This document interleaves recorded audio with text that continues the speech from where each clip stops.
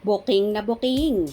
Kim Pao, sabay nga bang naglublob sa ice bath? I've seen a lot of change, been through a lot of pain. Some things are not the same as they were a year ago, but all will be okay. I move on each and every day. The past.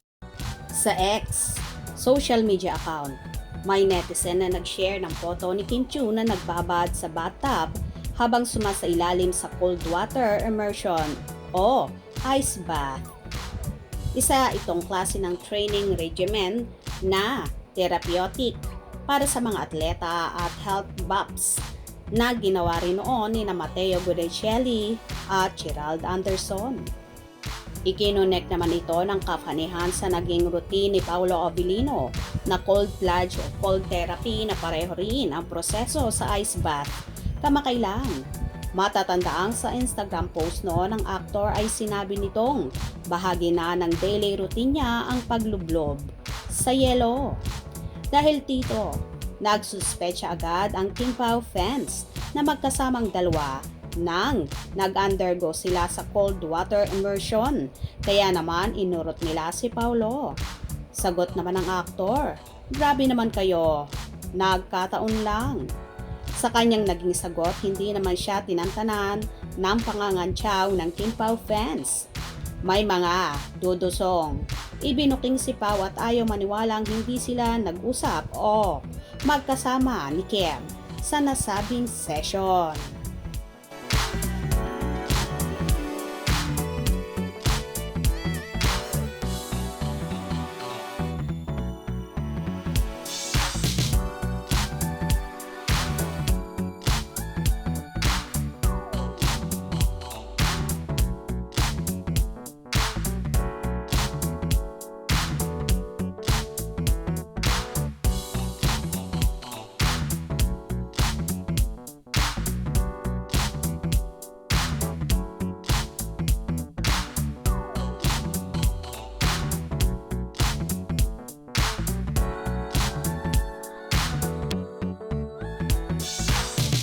Iniugnay pa ito sa naging pagtatanggi ni Kim sa isang panayam kung saan urirat ang Chinita actress kung sabay ba silang nagduwatlon ni Pao nung nasa ibang bansa sila pagkatapos na kumalat ang mga foto nila.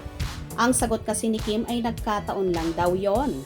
Ito naman ang ilan sa mga komento ng netizen.